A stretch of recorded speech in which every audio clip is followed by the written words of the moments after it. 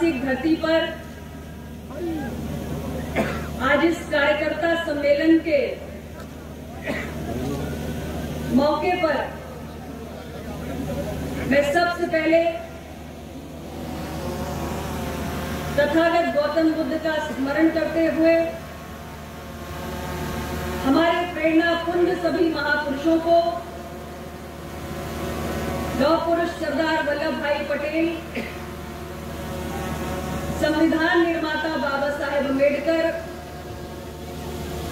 आरक्षण के जनक छत्रपति शाहू जी महाराज, शिक्षा के जनक महात्मा ज्योतिबा फूले एवं अपना दल के संस्थापक अपना पूरा जीवन पिछड़े, वंचित, दलित, कमजोर, दबे कुचले समाज के भागीदारी और सम्मान के लिए समर्पित करने वाले, सामाजिक न्याय की विचारधारा के पुरोधा यशाकाई डॉक्टर सोनेलाल पटेल जी को सादर नमन करती हूं। आज के इस कार्यक्रम की अध्यक्षता कर रहे सम्माननीय हमारे प्रदेश अध्यक्ष श्री राजकुमार पाल जी, मंच पर विराजमान उत्तर प्रदेश सरकार में मंत्री, पार्टी के कार्यकारी अध्यक्ष श्री आशीष पटेल जी, हमारे राष्ट्रीय पदाधिकारीगण श्री अवध नरेश वर्मा जी, डॉक्टर जमुना प्रसाद सरोज जी, श्री आरबी सिंह जी, श्री नागेंद्र प्रताप सिंह जी, श्री मुन्नर प्रजापति, श्री गिरजेश पटेल, श्री विनोद गंगवार, मंच पर उपस्थित अपना दल विधायक दल के नेता सम्माननीय श्री रामनिवास वर्मा जी, हमारे सभी विधायकगण जो आज इस मंच की शोभा बढ़ा रहे हैं, श्री जीतलाल पटेल जी, श्री जय कुमार जी, डॉक्टर आर.के. पटेल जी, हमारी बहन डॉक्टर सुभी, हमारी बहन एडवोकेट सरोज पुरी और मंच पर उपस्थित हमारे पार्टी के विभिन्न मंचों के अध्यक्षगण श्री पुष्कर चौधरी, श्री अहमद खां मंसूरी, श्री आर.पी. गौतम, प्रोफेसर रामचंद्र पटेल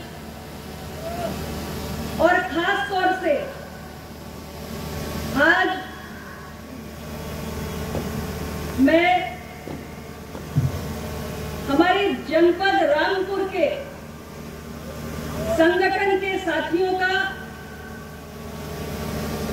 और हमारे इस जनपद ने अपना दल को जो एक नायाब तोहफा दिया है हमारे भाई सम्माननीय विधायक शफीक अंसारी जी के रूप में, हमारे जिला अध्यक्ष घनवीर सिंह संधू जी,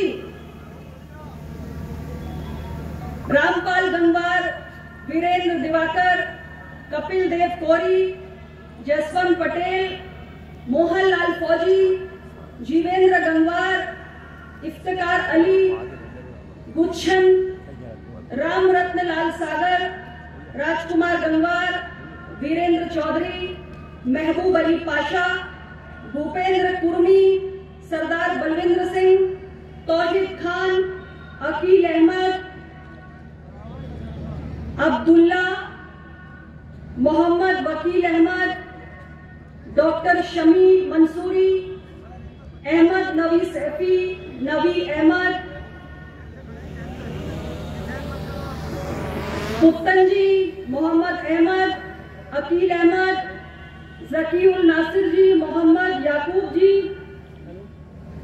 शराफत अली जी, हबीब अहमद, मास्टर शफीक फारूक प्रधान जी, नसीर अहमद, चिंटू जी, खलील अहमद, शमीम अहमद, फैजान बदही, संजीव यादव, पिंकी गौतम, तलखा खान, विजय शर्मा जी और हमारी बहन जिनका नाम इस सूची में छूट गया मुझसे, हमारे महिला मंच की राष्ट्रीय कार्यकारिणी की सदस्य बहन अलका पटेल जी, मैं क्षमा चाहती हूँ, आपका नाम मुझे पहले लेना चाहिए था।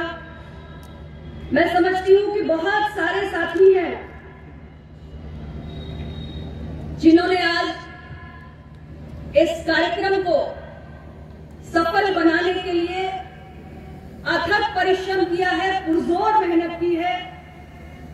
मैं अपने रामपुर संगठन के उन सभी साथियों का जिनके नाम मैं सूची में न होने के कारण नहीं ले पाई, उन सब का मैं तहे दिल से शुक्रिया अदा करना चाहती हूँ। पूरे अपना दल परिवार की ओर से उन्हें बहुत बहुत धन्यवाद देना चाहती हूँ। आज के इस कार्यक्रम में इतनी विशाल संख्या में पधारे आप सभी बुजुर्गों का, माताओं का, भाई और बहनों का मैं अपना दल परिवार की ओर से हृदय से आभार व्यक्त करना चाहती हूँ, आपको शुक्रिया अदा करना चाहती हूँ। इतनी बड़ी संख्या में यहां पहुंचकर आपने आज पूरे अपना दल परिवार का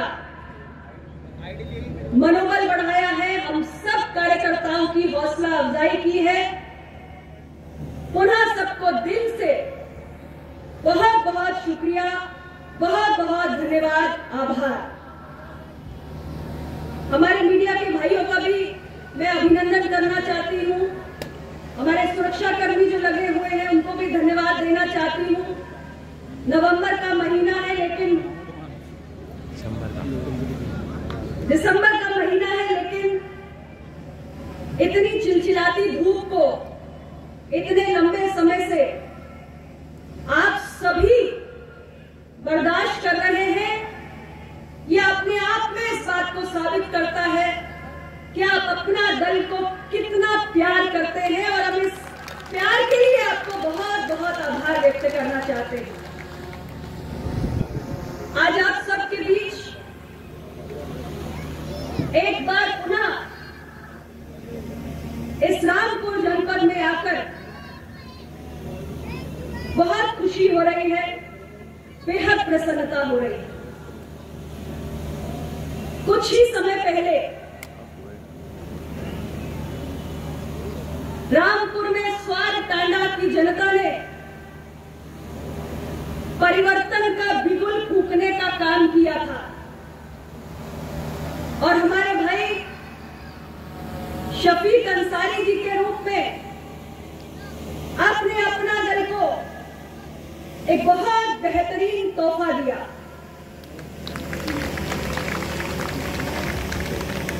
मैं जब चुनाव में आपके बीच आई थी तब मैंने कहा था कि हमारे भाई शफीक की लोकप्रियता ऐसी है कि जिस दिन ईवीएम का बटन दबेगा उस दिन इन पर वोटों की बारिश होगी।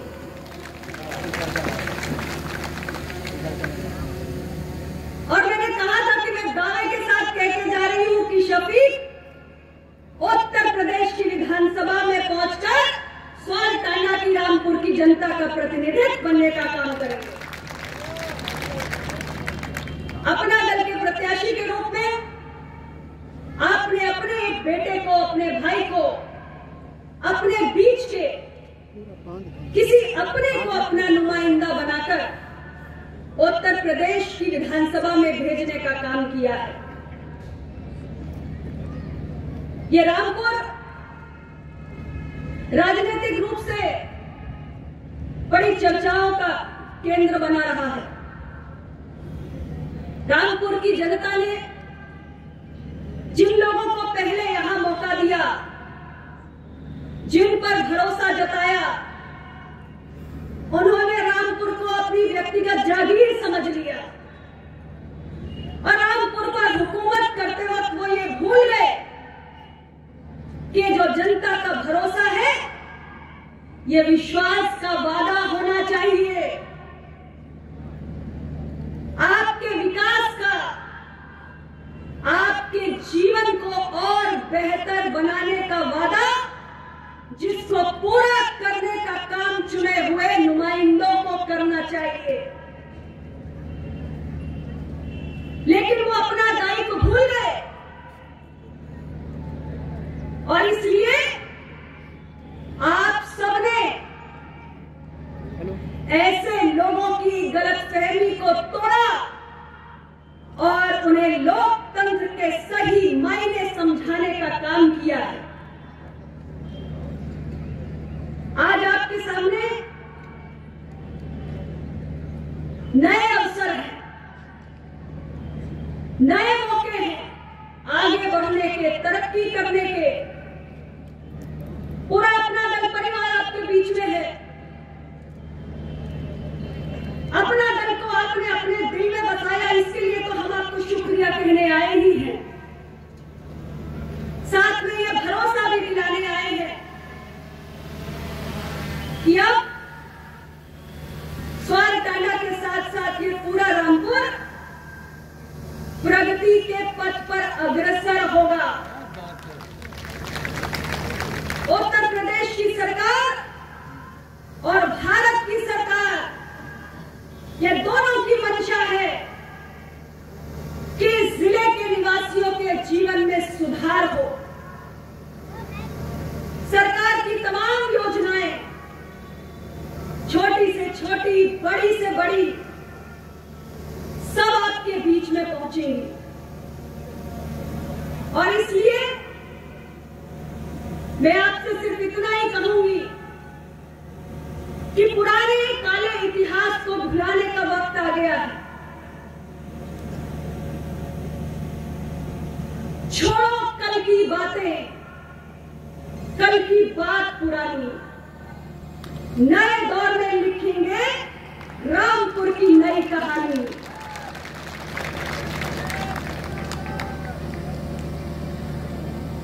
अपना दल या एनडीए की सरकार, आप किसी के लिए अछूते नहीं हो। बस जरूरत थी कि हमारे आपके बीच में एक विश्वास का सेतु कायम हो और आपने उस सेतु को कायम करके दिखाया है। हम आज आपके बीच यह भरोसा कायम करने के लिए आए हैं कि अपना दल आपके सम्मान, आपके कल्याण, आपकी बेहतरी और आपकी भागीदारी की लड़ाई लड़ने के लिए सदैव तत्पर है। अभी हमारे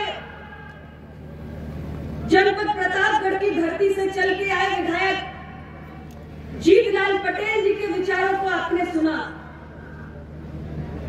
माननीय कार्यकारी अध्यक्ष आशीष पटेल जी की बात को भी आपने सुना। उन दोनों लोगों ने आपको अपना दल के इतिहास की एक महत्वपूर्ण बात बताई कि हमारी पार्टी, अपना दल ने अपनी सबसे पहली राजनीतिक सफलता जब चुने हुए प्रतिनिधि के रूप में हासिल की तो प्रतापगढ़ की धरती से हासिल की। और सबसे पहला जो हमारा विधायक जीता वो मुस्लिम समुदाय से था।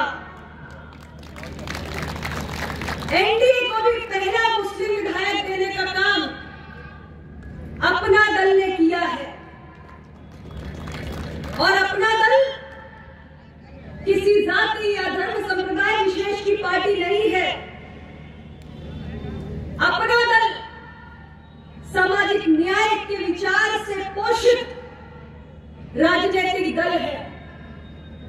हमने सदा जो विकास की मुख्य धारा से वंचित है, दबा कुचला कमजोर गरीब पिछड़ा पसमानदा दलित, उसकी भागीदारी की बात की है। हमारी पार्टी जिसकी जितनी संख्या भारी उसकी उतनी हिस्सेदारी, और जिसकी जितनी हिस्सेदारी उसकी उतनी जिम्मेदारी के मंत्र पे काम करती है।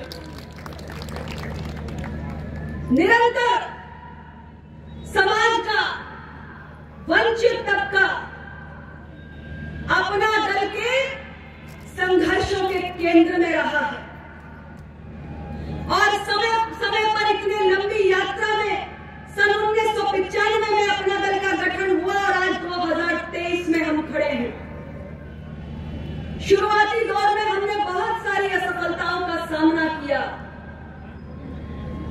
अगर विचारों के प्रति, विचारधारा के प्रति हमारी संकल्पबद्धता न होती तो हम भी कोई ना कोई शॉर्टकट अपनाते, कोई ना कोई वैचारिक समझौता करते और आगे बढ़ जाते।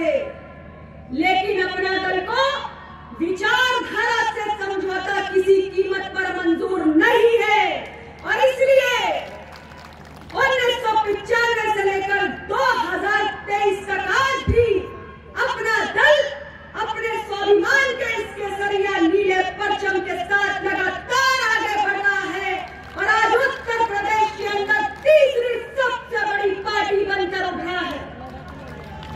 आज हमारा अपना दल उत्तर प्रदेश की विधानसभा में भी है, उत्तर प्रदेश की विधान परिषद में भी है, और देश के लोकतंत्र के सबसे बड़े मंदिर देश की लोकसभा में भी है।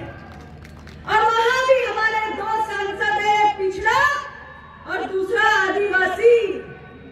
उत्तर प्रदेश की विधानसभा से लेकर विधान परिषद तक भी हमारी पार्टी ने पिछड़ों को, पसमानदा को, आदिवासियों को, अल्पसंख्यक को, दलितों को बढ़ाने का काम किया है।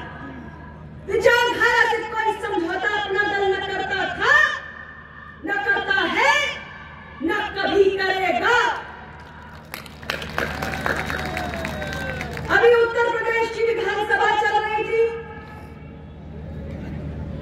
बड़ी बातें हो रही थी, विपक्ष मांग उठा रहा था जातीय जनगणना की। हमारे कार्यकारी अध्यक्ष जी ने विस्तार पूर्वक इस विषय को रखा। मैं ज्यादा लंबी बात न कहते हुए सिर्फ इतना ही कहूंगी कि जिनके पास 4 बार उत्तर प्रदेश की सत्ता संभालने का मौका था, उन्होंने अपने कार्यकाल में कभी जातीय जनगणना का नाम तक नहीं लिया, और आज जैसे ही विपक्ष में बैठने को मजबूर हुए, वैसे ही उन्हें पिछड़ों की, दलितों की, अल्पसंख्यकों की याद सताने लगी। जब देश की संसद में थे तब उन्हें याद नहीं था कि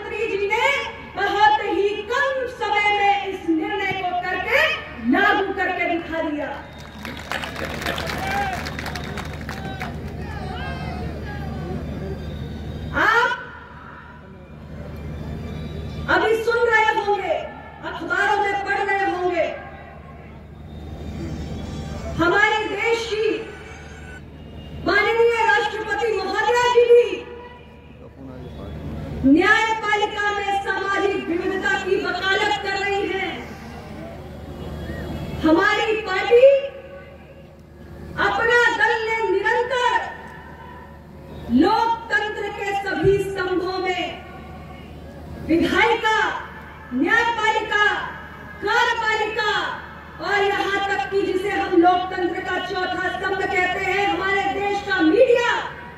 हमने लोकतंत्र के इन चारों स्तंभों में निरंतर सामाजिक विविधता के नियम की वकालत की है।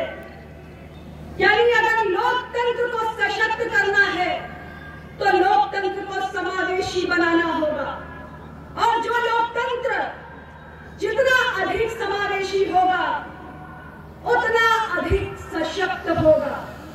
भारत दुनिया का सबसे बड़ा लोकतंत्र है और इसलिए यह भी जरूरी है कि हम अपने लोकतंत्र को सबसे ज्यादा समावेशी भी बनाएं। और इसलिए लोकतंत्र के चारों स्तंभों में विधायिका, न्यायपालिका, कार्यपालिका और मीडिया में अपना दल समाज के हर वर्ग की भागीदारी की बात करता है। हम निरंतर इस बात को कहते हैं कि आज हमारी अदालतों में जो लंबित मुकदमे हैं उनका अंबार लगा हुआ है। आम जनमानस का पैसा खर्च होता है, उसकी ऊर्जा लगती है, उसका समय नष्ट होता है, उसे समय से निपटारा नहीं हो पाता, उसके मामलों का समय से न्याय नहीं मिल पाता, क्योंकि हमारे पास न्यायाधीशों की संख्या कम है। आज भी देश में 10 लाख की आबादी पर महज 20-21 न्यायाधीश हैं। इसलिए अगर हमें अपनी न्यायपालिका में सभी वर्गों की भागीदारी लानी है, यानी न्यायपालिका में सामाजिक विविधता को लागू करना है और न्यायाधीशों की संख्या बढ़ानी है, तो देश में अखिल भारतीय न्यायिक सेवा का, ऑल इंडिया जुडिशियल सर्विसेज का गठन होना चाहिए। अपना दल निरंतर इस बात को कहने का काम कर रहा है और इसके साथ ही अपना दल निरंतर भारत सरकार में पिछड़ा वर्ग के कल्याण के लिए एक अलग मंत्रालय बनाने का भी पक्षधर है। सड़क से लेकर विधानसभा और विधानसभा से लेकर संसद तक हम निरंतर इस विषय को उठाते आ रहे हैं। और मैं इतना ही कहकर अपनी बात को समाप्त करूंगी कि आप यदि अपना दल की आवाज को और मजबूती देना चाहते हैं तो विधानसभा से लेकर लोकसभा तक हमें अपना दल के चुने हुए जनप्रतिनिधियों की संख्या बढ़ाने की जरूरत है। हमारे जीते हुए चुने हुए जनप्रतिनिधियों की जितना संख्या बल होगा, लोकतंत्र में उतनी ही हमारी आवाज मजबूत होगी। लोकतंत्र पूरी तरीके से संख्या बल का खेल होता है और इसलिए आने वाले समय में आज अपना दल जो उत्तर प्रदेश की तीसरी सबसे बड़ी पार्टी है, ये महज एक पड़ाव है। हमें इसके और आगे जाना है, हमारी मंजिल बहुत दूर है। पार्टी का बहुत विस्तार करना है आसपास के अनेक जिलों में भी, और उसके लिए हमें आप सबके सहयोग की आकांक्षा है। मुझे पूरा विश्वास है कि इतना बड़ा अपार जनसमूह जो आज इस मैदान में उमड़ा